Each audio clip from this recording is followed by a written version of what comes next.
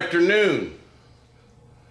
This is March 29, 2025, and we're here at the Primrose Senior Facility, and it has been in Newburgh for many years, and we're lucky to have Woody here talk to us. And Woody's going to give me her birth date, her birthplace, and her maiden name, and why they call her Woody.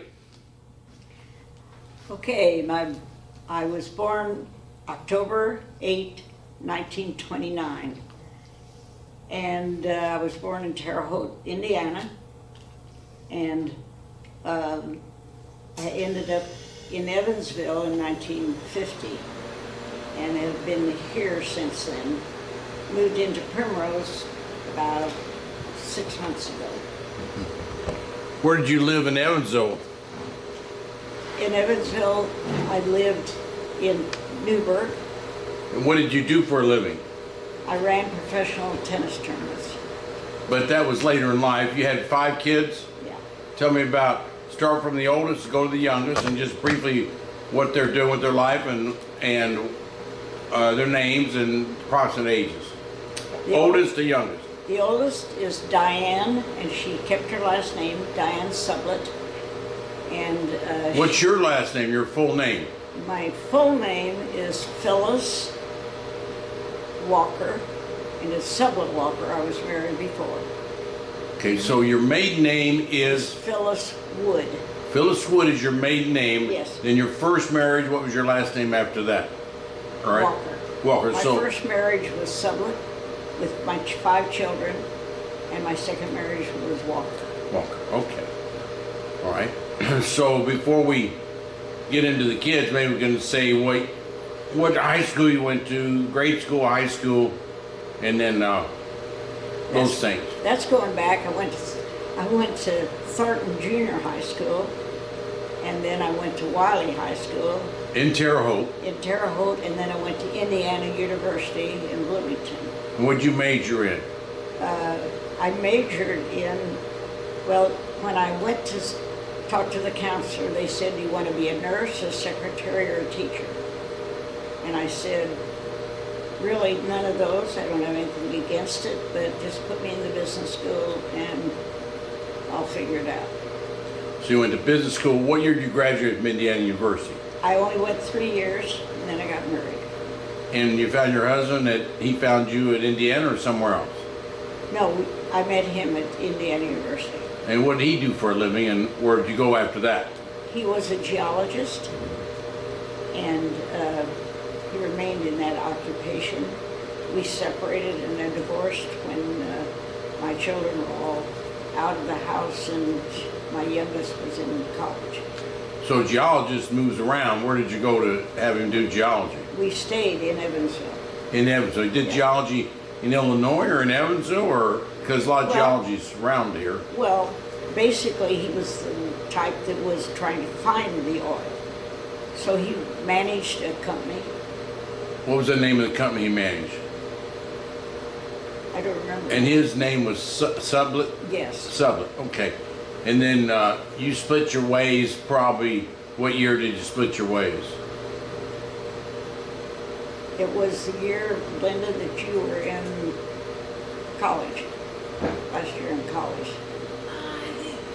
No, it wasn't. It was when you guys split. I was still, I think it was 85. Yeah. So you've been married It's to like him, 3 years I've been before married he passed. to Jim 30 years. so you've been married to Mr. Supplet for maybe 20 years, and then your 37 years. new husband 30. 37 years. Yeah. They were married 37. The second husband. First husband. First husband 37 years, And with him about 30. and then the second husband Yeah. 30. Okay. And I've known both of them at college. Right. And then you stayed in Evansville after you and your first husband, Mr. Supplet. So you stayed in Evansville or not? Yes. Okay, so you've been here a good part of your life for Yes. 70 years or so. Yes. Okay. And you lived in Newburgh or Evansville? We lived in Evansville originally, and then in Newburgh. What part of Evansville did you live in? Washington Avenue and around Green River. Yeah, so by the Washington Square Mall, by Lawndale, or out by the Shell station. Well, that wasn't for very long. No, Most of the time, she was on the north side was- by Pigeon Creek and Oak Hill Road. yeah, Okay, so behind, there's Oak Hill School Kmart. there. Yeah. Kmart there Yeah, now, they went Rural to Oak King, Hill. your Yeah. Brody's was there and everything else. yes. Your Brody's was definitely there. Okay, so you're really in Evansville, and even though Terre Haute in Evansville, and now and then went to Yeah. Newburgh. So let's talk about, we're gonna talk I about, also managed Tri-State Athletic Club, helped start it. It was, as it was being built. yeah. That's a club right near Harrison High School. Yeah, It's which one of is- the most popular of all. It has swimming Yeah. pool, tennis courts, everything. She's big into tennis. Bill We're getting, Butterfield had hired me. when who he did? built- Mr. Butterfield. He just, When he built the first tennis courts on Lynch Road. And he wanted me to manage and teach. And I tried that for about a year, and I said, I can't do all of this and have my family. We live very close to the racket club, but so then I started managing. I see. Managed Racket Club. Yeah. Butterfield had it for a long period of time. Mr. McCool, a lot of people would go in there. Oh, yeah. Yeah, Knew him Ralph, well. Norm McCool, Butterfield, and Whitehead. They'd all hang around there. They were there forever. I knew them very well. They were Yeah. the big basketball team from Ball in 44 Yeah. and 45. Yeah. And won the state 2 years in a row. And they contributed a lot to the tennis club. I mean, as we were building it, and they were certainly an asset. And so did Don, who's the famous quarterback. No, I'm thinking of who's the quarterback that used to come, that's from Evansville? Bob Greasy, Yeah, Bob Greasy. he helped out too. Yeah. Okay, so that's a little bit of her history, and then she went nationwide, did tennis things, and really improved tennis across the United States and the world. Yeah. And you picked judges, you I helped did organize. many firsts there, Yeah. on starting that, but I ended up where I worked actually for 50 years. They wouldn't let me quit for a while, but So she created the wheel. We have a famous tennis person named Louise Owen here. Sure, she knew Louise Owen, and Louise and I played doubles together too. Louise probably won more things than any one woman in the United She States. was absolutely, Doubles, singles, everything. yeah. And so you knew her and you played doubles. That means you're awful good too. So that was a lot of her life, and she created a wheel with a lot of this tennis stuff. It's real organized now, but Yeah. somebody had to help start it. But we're really here to talk about World War One and World War II. We have very few people. You're 95 right now. Is Yes. that right, Woody? Mm-hmm. Why do they call you Woody? My dad's nickname, my last name was Wood, so his nickname was Woody. I see. And I ended up with that same name. Okay. Spelled the same way. I see. So You I'm gonna spelled put this with the I. Daddy's picture right here. Let me see if I. This is Woody. Now, right there is Woody. So he looks a little like you. That's Woody in a World War I uniform. Tell me when Woody was born, Woody. He was born in 1893 1893. and passed away, had a heart attack, and was just 67 years old when he So died. he died in 1960. 60. About 1960. Yes. Okay, let's start where your daddy was born and then where your daddy went. That's a picture. I'm going to focus in on daddy now. Okay. And you tell me where daddy was born, what state, and then where he moved around and why. My father was born in Utica, New York, but his mother died in childbirth. So he then went to be raised by his grandparents who lived in South Dakota. What city? I think it was Riva, I'm not sure. And then at 3 years old, his father remarried and he went back to Utica, New York, and lived very close to where my mother was growing up. They were both born in the same year. And then he went to World War I. And my mother was living in Utica, but her brother, who was a traveling salesman, was asked to take over the Terre Haute Candy and Tobacco Company. And so he moved to Terre Haute, brought his parents with him, and then told his sister that she should not be living alone by herself. So she moved to Terre Haute, went to work at a business that was called the Terre Haute Electric Company. My father came out of the war and went to see her in in Terre Haute, and asked her to marry him. And so then he stayed there, and he went to work at the same company. He ended up buying that company. What's the name of the company? The name at that time was Terre Haute Electric Company. When he then went to Mattoon, Illinois during the war to run a business there, he was asked by the government to close his business down and to go to Mattoon. When the war ended, he came back to Terre Haute and modernized his company because there were more other ways of making these plates for newspapers. And when he came back, he renamed it the Wood, Admat, and Plate Company. And so he managed that, owned that. One of my brothers went to work for him, and when he passed away, my brother then took over the business for a while until he retired, and had sold the business. Okay, that's a lot of stuff there. Let's work back into, Daddy Woody was born in 1893. So then, did he get an education up in Utica? What was interesting, he never had a complete high school education, because his father passed away when he was a junior in high school, and he had to quit because he had to go to work to help put food on the table for his two sisters and his stepmother. And that's all in Utica, probably. And that was in Utica. Yeah. So his daddy died probably about 1915 or so, 2 years before World War I started, Yes. before we got into World War I. So he's there at 17 and making money for his stepmom and his two sisters. Yes. And so he learned a lot on the job, so he made some money there. Then we're pushing on his dad died. Well, he had a really very interesting life in that he went back to South Dakota and was helping on ranches. Give me a time frame. I don't know what time we're talking about. He left Utica to go work there, but he left his two sisters and stepmom in Utica? No, this was after. We gotta stay chronologically, or we'll Okay. get too far.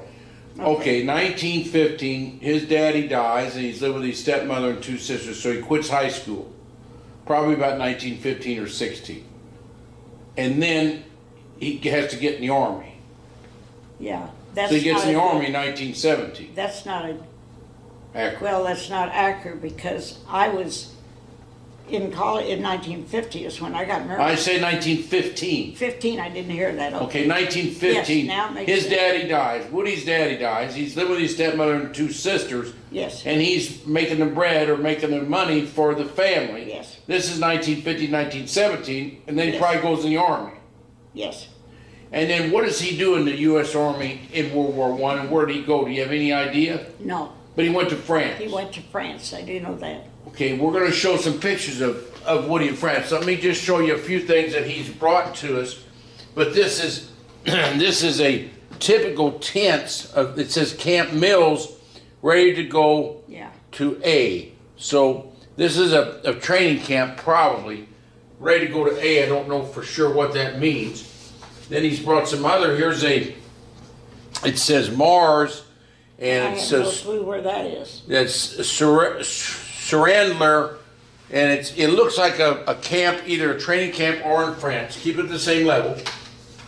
And this is called a hospital train, and that's World War I hospital train, probably over there in France. And there's he is with his bow tie or his tie on, and that's probably in France or before he left. And this is Woody. It says Earl C. Wood is his real name, and that's a train car. and he looks like he's over there in France in World War One. This is what the cars look like in World War One, and you look at the train car there plus a truck in World War One, probably in France.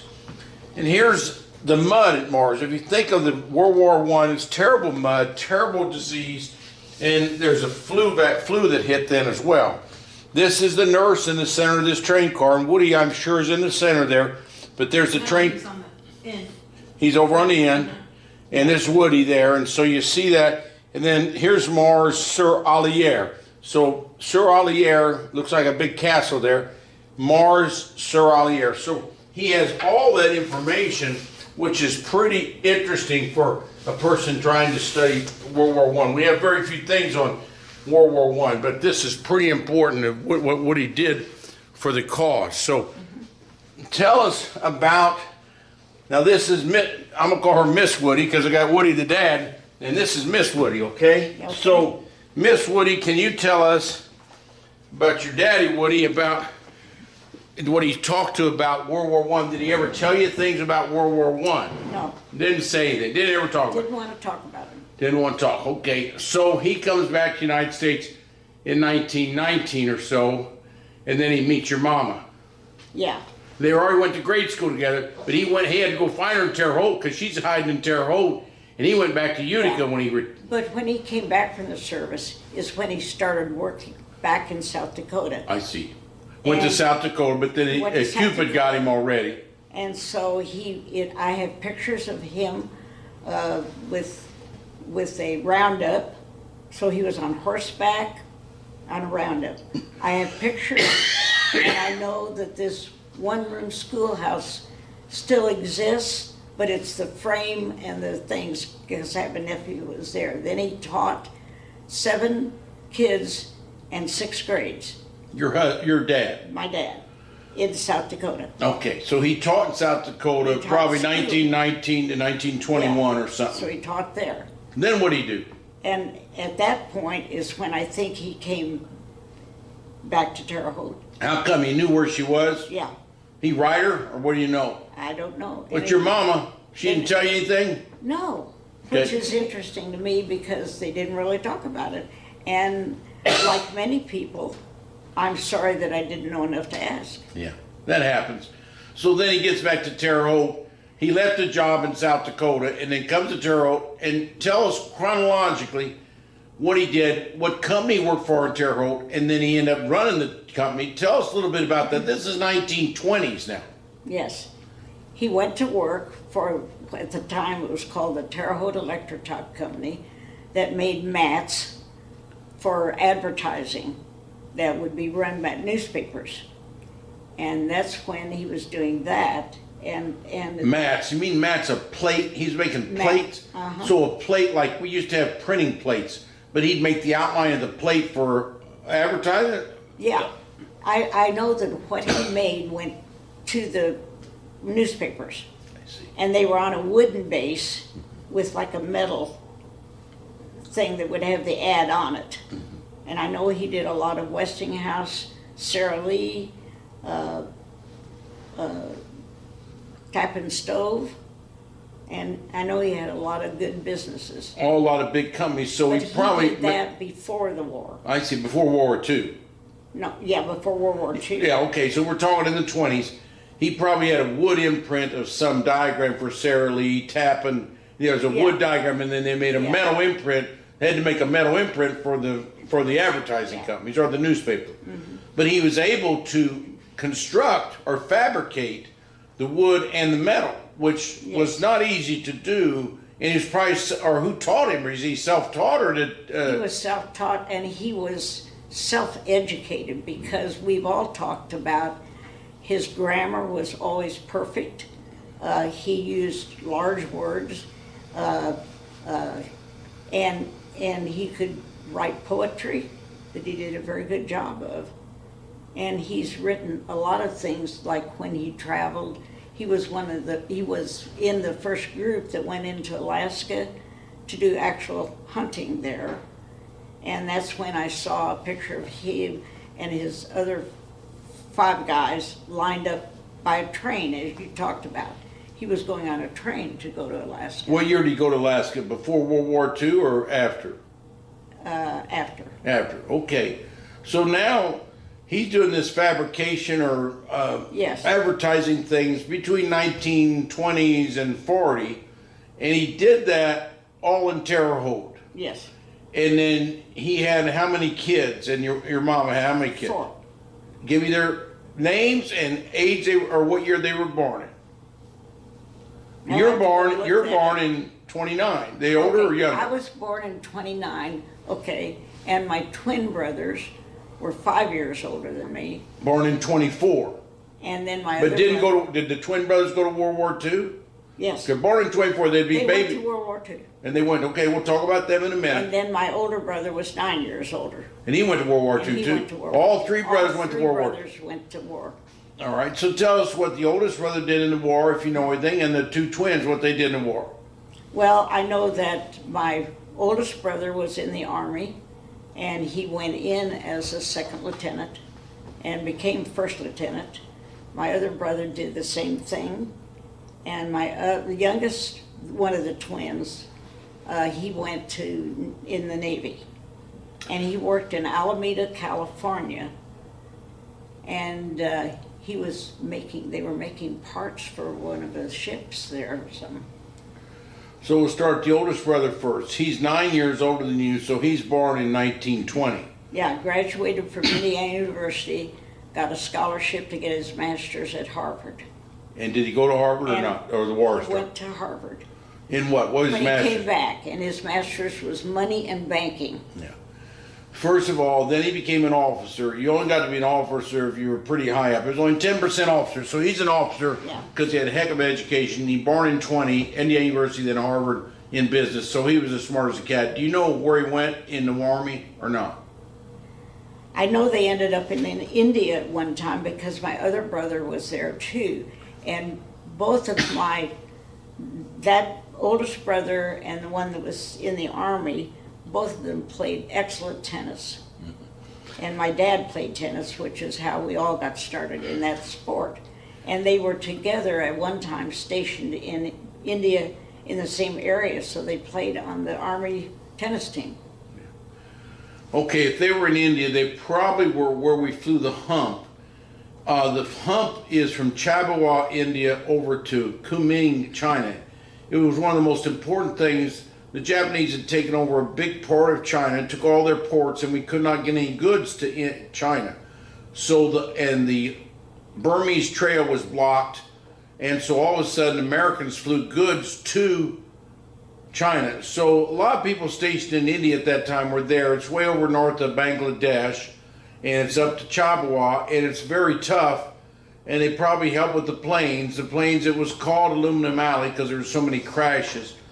But I don't Yes, know. I But recall that's something just about planes being there where they were. he probably was at Chabawa. Chabawa was a big company. It's near the Bengal Tigers. It's in eastern India. But they had to fly 300 to 500 miles over to the last capital of China at that time called Kunming. And they fly over the Himalayas, 14,000, 18,000 feet, but it doesn't sound like they were pilots, but they helped all this supply chain. There was 9 people in a supply chain for one plane, so it was pretty tough. And you got malaria and other things over there. But you had 2 brothers, probably in India, and they were probably near the same place. Yeah, they were near the same place, yeah. And then the other brother was down there in Alameda. Alameda, right across from San Francisco. I was stationed near there for a while, near Oakland, California. And they were very important. They just closed that base recently. It was probably open, 50, 60 years. But he made parts to ships there. Mm-hmm. Now they got a lot of hangars there. It's Alameda Air Base, but it's closed now. And then you, during World War II, what do you do? I'm in school So you were at school in Terre Haute, at Wiley? at Wiley. Okay, you're in Terre Haute. So you're born in 29, so you're age 11 through 15 during World War II. So you're the baby, just about. I'm You're the the baby. baby. So 11 through 15. Let me ask you some questions about that. So you're 11 years old, so you can remember stuff. Tell me when the Day of Infamy happened. Where were you when that happened, and what did you think about that? What did your mom and dad say to you when they when the Japanese hit Pearl Harbor on December 7th, 1941. Where were you? I remembered coming home from school and my dad talking to me. It happened on a Sunday. Yeah. Yeah. Well, because where had I been? I don't know exactly where I'd been, but I remember specifically my father saying, I need to talk to you, let's sit down. And Because we knew that all my brothers would be going. was your dad worried? Yes, You never worried. Look at him. He was never worried before, but he's worried then yes. because he knew So I knew it was serious. he could lose 3 sons. Yes. My mother lost her brother in the Battle of the Bulge. So, Yeah. and my mother didn't want me going to the military because she lost her brother, and she was scared of me going. Your dad knew how bad war was. He didn't want his 3 sons going. They took them all. The Sullivan brothers up in near Minnesota or something, they lost all 5. Oh. Your dad knew what could happen Yes. because he never had a heart-to-heart talk like you before or since. Did he ever sit down No. like that? He knew it was trouble. Yeah. Your dad was a smart man, and so that's what happened in World War II. And I guess all your brothers and you are very successful in doing everything. I mean, Yes. you're blessed with good brains and good Yeah. smarts and good practical knowledge. Yeah. Now, what'd your mom do in life? What'd your mom do? Is she a housewife? She was pretty much a housewife. She always volunteered on anything that was important. She felt had a lot of time tied up with the church, What church did she go to? the Terre Haute Presbyterian Christian. Church. Could you understand her because she had a New York accent? She didn't really Have it? have an accent. Yeah. Huh? Now, Coca-Cola started a lot of their testing there with the 6.5-inch Cokes, and also Rose Holman was big there. Also, Yes. they made the Clabber Girl there. The Clabber Girl, the little red can that made them rich. Because besides tennis, my other thing was horses, and I owned a horse always, and I was showing the horse, and I did Western riding. So I did a lot of rescue races. I did, that kind of riding. And my dad took my saddle and made it a silver mounted saddle, so I had a beautiful Palomino horse, and I would enter in the parade classes. And how he did, but he used his knowledge of metals and got it silver and had it formed to the pommel of my saddle and to the back of it and on my stirrups. Probably the prettiest one in the parade. You're probably the... Well, my oldest daughter has said to me that she remembers 4th of July, and she was probably 6 years old, and I led the parade with the flag down the main street of Terre Haute, and she said, if my mother can lead the parade, I can do anything. And she said that to me once. Well, you're in the right place. St. Mary's of the Woods has a equestrian school, probably supported a lot by the Holmans. That's north of Terre Haute. I had 2 aunts that went there to school. St. Mary's helps women become Providence nuns, but it also is now a school that teaches. You don't get equestrian schools very many places, but No. that's a place where I doubt if you rode your horses there, but it was a place you could have. Well, I rode my horses very close to out there because Fox Burns was his name, and he went hunting with my dad all the time. And he was in charge of one of the big companies there. I'm trying to think what it was. All I know is that a lot of people remembered it because at certain times of the day it would have a very bad odor coming from it. And if you came into town, they'd comment on it. From the horse manure? No, it wasn't that. It was a manufacturing company that made some. And I could probably find that out from a nephew who lived there. He would know right away what I was talking about. So now we're talking about, we're going to get back to Terre Haute and we want to talk about your daddy a little bit now. So your daddy ended up owning a company in Terre Haute. Tell us the name of that company. Terre Haute Electrotype Company, and then it became the Wood Admat and Plate Service after the war. Okay. Before the war, when he bought it, he bought it with that name in it. And after the war, since he wanted his name on the company, and it became manufacturing those things differently. Okay, you say all that again one more time, because that's very important, just the whole thing there. Okay. Originally, it was known as the Terre Haute Electric Company. Your dad had this, yeah. My dad. And that was where he worked and ended up buying that company. He closed it down during World War II while he manufactured the part for the atomic bomb. When he came back... Well, wait a minute, let's stop there. So then, he closed his company in World War II in about 42 or 43, probably 43. And then he moved to Mantua. Well, he didn't move, he rented a place there. He rented a place in Mantua, which is northern Illinois, probably 100 miles from Terre Haute. Yeah. And so he went to Mantua, which is south of Chicago, 100 miles or so. Yeah. He went there, and tell me what he did in Mantua. Mattoon. Mattoon. It's Mattoon. He was Mattoon,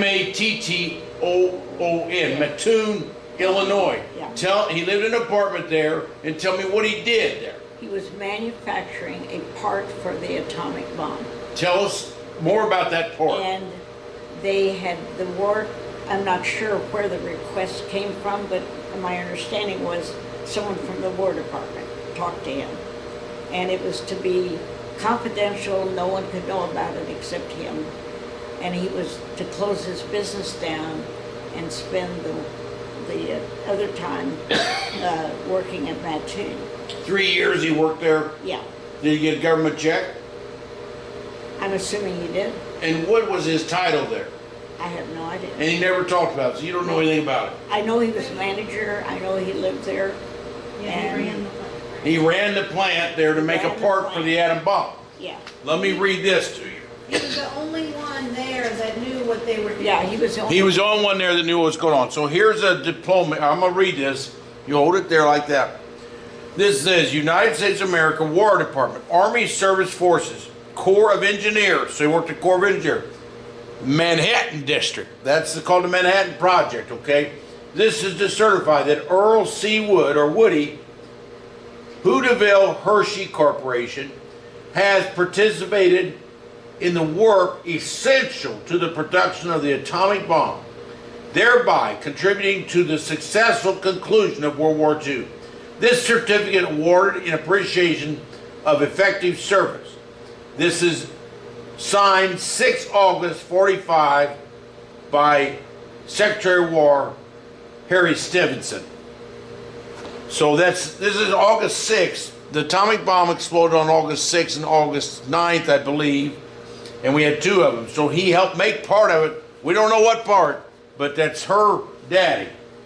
So somebody in the creation of the atom bomb knew that her daddy had a certain talent, or they would not have hired him and had him manager that. Nobody knows what's going on, or hardly anything in the Manhattan Project. Everybody did a little work, but he was making something because he knew how to make plating. He knew how to make wood imprints of plating, and with that type of talent, he probably helped make the frame of the big boy and little boy. Yeah. Somehow he did the plate that surrounded that, if that was his talent. So the person that created the body, or the outside part of that bomb, was probably Earl C. Wood. Yeah. And I'm hypothesizing, but we can try to do some research and find out. If we can find out, we need to know that. So this young lady is ought to be awful proud of her daddy, which she already knew he was a genius. But Oppenheimer, they just got a movie on him. There's a guy who just talked to our town named Richard Rhodes about Oppenheimer. Oppenheimer and that group, you only picked the cream of the crop. Oppenheimer's 10 people could have been picked. They picked him. But your daddy was the cream of the crop of something. Well, and probably played it, but he was the cream of the crop. I can tell you that in Terre Haute, he was always a leader, as I call it. And he helped, he was instrumental in getting a new YMCA built that included the girls, which didn't happen often then. And he was in several other construction projects for the city. And he hand-built tennis courts in there. The water department he rented they gave him the land for $1 a year. And also, when I showed horses, there was a horse club where I first boarded him, but I ended up boarding my horse on owned land that was owned by Tony Holman for $1 a year we paid. And it was by what we call the old cow pond. And it had... That was where his big mansion was, south of the city, or a different place? His mansion was a different place. Okay. Because this land and place where his farm was, and it used to be farmed, they put cattle, they put, cows back there. Yeah. So then we called that the old cow pond. Yeah. And then it was right across from the front entrance to Deming Park. Tell me, now your daddy comes back home in 45, and he lives till age 67. So he dies in 1960. He dies about 1960. So he's from 45 to 60. Tell me the different things he did. You told me some of the things, but in industry, what was the new name of his company? And he died in 60. Did he smoke? He smoked a cigar. Yeah. But he died in 60, so he was only back in Terrell 15 years, and he was successful. Tell me what company it was called and what he did. The company was called the Wood Mat and Plate Service. And he manufactured advertising, I don't know what to call them, plates that he would send to the newspapers, not just in Terre Haute, but all around the country. He did that same thing before the war, or it changed a little bit after? A little bit changed. He modernized it. Modernized, okay. And Was then it my brother one of the twin brothers went to work for him. And then he took over. And he took over. And this was electroplating, or what? It was electroplating because there's lots of chemicals in that. No. It wasn't that. No. How long did your brother It keep was a flat mat. I see, all metal. Did you see him? You saw him, the Yeah. mats. You'd see him. I've seen him. Yeah. Yes. Do you have any of them? No. You know where to get some? No. Okay. Now your brother took over the company in 1960. How long did he keep it going? Till he retired, and then I don't know if someone else bought they didn't keep the business there, but they bought the rights to it of what his advertisers were. And so your brother got out of about 1970 or Yeah. so? Yeah. Mhm. Okay. You're a product of World War II. Can you tell me 5 things that your daddy and mommy told you and your 3 brothers that were in the war about how important it was for us to drop the atom bomb and how important it was for us to win our freedom? Your mother and dad had to fret over freedom because the Italians, the Germans, and the Japanese we could all be run by that country. If Hitler would have got the atom bomb before us, we'd That's all what be happened. speaking German. Yeah. Can you tell me were you scared between 11 and 15 or not? No. You weren't scared? No. Was your mama scared? She never let on that she was. She helped with her church doing things and making things, for the war effort. And my father, the only one thing that he drilled in all of us, I think, is that, and he kept saying, remember, you cannot be a taker, you have to give back. Say that again, that's pretty wise. Say it again. He said, just remember, you cannot be a taker, you have to give back. So he believed in that. He got the Silver Beaver Award for the Boy Scouts, being a leader and helping in all of that. And he got many accommodations of doing things for the city and for people. And I can remember my mother feeding people during the Depression that would come by there. And I don't remember a railroad track going there, but there were hobos, and my mother would feed them. I remember that. Did she have a victory garden? No. She did not. Did you live in a house or an apartment? Well, we lived in a house, and I was surprised because when I was running a tennis tournament, there was a book written by someone in Terre Haute, but it was the pictorial story of Terre Haute. And in it was the example of the architecture of the time, which included my house and one other house. And I knew where it was down the street. And it wasn't such a different house. It had what we called a den, which would now be called a family room. But he was a great hunter.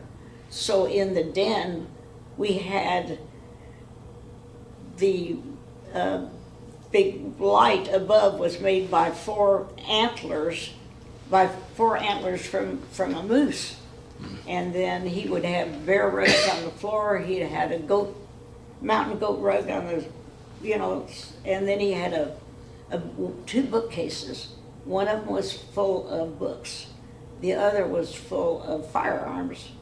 No, one was full of trophies too, because my brothers were very good at winning them at tennis. And then I kind of took up with him a little bit. But it was just to us another room. But he had a moose in there, he had a bear. That means he got those in Alaska, probably.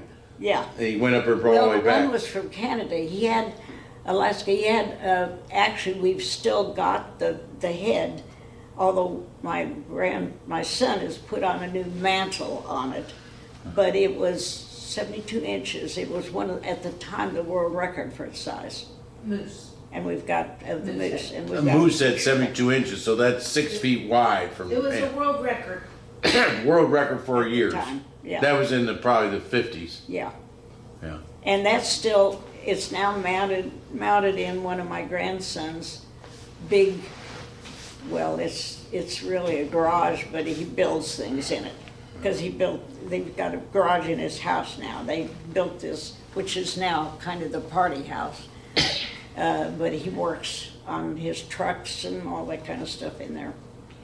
But the moose is in there, and so is a big bear that was killed. Now, Woody, you're 95. You got 5 kids, and you had 3 brothers and sisters, or 3 brothers. You've lived in the United States all your life. Yeah. We got a lot of generations coming along. Can you tell me about freedom and how you cherish and how you appreciate it? I don't forget for a minute how fortunate I am, and I think that's the main thing, how blessed I am to have had grown up like that and have the advantages that I took for granted at the time, and I don't take for granted anymore, and to have kids that I am proud of, and to know that my grandkids and my great-grandkids are good people. I don't know what they're going to end up doing with their life, but right now, that all parts to they're good people. And your dad and mom, you got 3 brothers and yourself, probably geniuses, and probably your dad was a genius. I can't tell about your mother, probably so, but maybe not genius, but pretty high up there. So you're given the gift of a good mind. Can you tell me about nature versus nurture? It's a question that nobody can really answer, but nature was your upbringing, your upbringing with your mother and your dad more contributory, and your grandkids to the ethics and the good things they're doing, or do you think it's your innate genetic makeup? And give me an answer to that. I think it's both. I do believe that children come out of the womb a certain way, that you're not really going to change them a lot. You can teach them the values, you can teach them what you want them to do in life, how you want them to act. Some of them may act on it, some may not, and you know from a young age pretty much where they're going. And I was fortunate to have good kids. You always have a problem child, and everyone has to understand they're going to face that. Turned out okay, but music has been a big part of our life, and I think that's because of my kids that are so talented, because they didn't get that from me. I can carry a tune, and I know when something's off tune, but I can't sing or do that. But I've got 2 professional musicians in the family. My daughter that you've met has a gorgeous voice, and all she has to do is sing Ave Maria or the Lord's Prayer, and I'm in tears just listening. And that's always nice. And then my one son had a band that played here all the time, and that's what he really did for a living. And I could not have changed him. And we kind of laugh about things that he was always borrowing money from his younger brother, who always had money. He would save his quarter allowance, and his brother was trying to get him. He said, you know, why don't you do that part of the lawn for me? And then pretty soon he'd owe him money. But my younger one said when I went to collect the money and he got paid for something, he made me feel bad like I was taking money away from him. So I don't know you're going to change that. But I do think that most of them I've found with mine come back to the center of what I think is a good person. Tell me, and tell other people might look at this, how this next generation needs to be taught. You were taught by your mom and dad and your teachers and your siblings and whoever else, your friends. What is the most important thing that we can teach the next generation? Besides ethics, they can be scientists, but if they don't use it the proper way. Tell me what the key is to making them learn. You're 95, you have know something about this. What can make kids learn? I think curiosity and interest. They want to know about things if they're like that, and most of them are. Most kids are really like that. I think what bothers me, I think more, is that I think a lot of parents now expect the school to be responsible for raising their kid. And I don't think that's the school's responsibility. I think that's the parents' responsibility. And, and that makes a huge difference. But part of it, I don't know that the kids can help, because I think our schools have a problem. Instead of teaching what I call learning, what's valuable to make your brain work, what's valuable to help you make a living, they're getting into social things. And I have a problem with someone asking a kid that's 6 years old, do you want to be a boy or a girl? So, but I'm probably old-fashioned in that. Do your kids do what you tell them to? Not always. Can you tell your daughter to sing us Ave Maria now? Yes. Will she do it? No. See, Yes, she would. That's mean of her. Oh my God. That's mean of her. Now you can get in That's the kind camera. of mean because she doesn't have her voice. Well, she's got enough voice, bear in mind. So what we can do, Woody, is we can have her either get in front of the camera, or you can just sit there and she'll sing Ave Maria Acapulco, or Alpaca, or whatever you do it, without any Out of background. pocket. Pocket, whatever. Now, Acapella. you, what is it? Acapella. Acapella. I knew that word. I knew it. Now, what's your name and first and last name? Oh, my name Linda. Maiden name? My maiden name is Supplet. And now I'm Natarelli. Okay, will you get up here and sing, or you sing from back there? Do I have to sing Ave Maria? You sing Can I your sing favorite. Something different? You sing your favorite, but just move over here. I won't get you on the camera. Sing your favorite. You don't have to sing. Sing your favorite. Get over there so we can cry a little bit. Move it. If you want a chair, you can stand. And I won't put the camera on. I won't put the camera. Say your whole name again. This is our singer, and she did what Woody said, I think. Okay. Say your name. This is with no warm up. Usually No warm-up, you have don't to worry warm about it, up don't your worry about vocal cords, but okay. What am I going to sing? Dream a Little Dream of Me? How about that one? Okay. Oh. All right, my name is Linda Supplet Natarelli, and this is one of my favorite old songs, Dream a Little Dream of Me. Stars shining bright above you, night breezes seem to whisper, I love you. Okay, I just forgot the words. Okay. Stars shining bright above you, night breezes seem to whisper, I love you.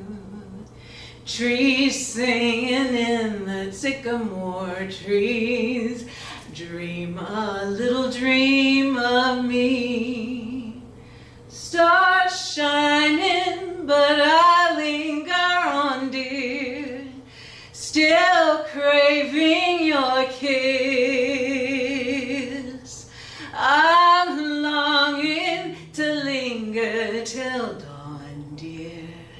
just saying this. Sweet dreams till sunbeams find you. Sweet dreams that leave all worries, they're far behind you. And in your dreams, whatever they be, dream a little dream of me. Thank you. Shortened version.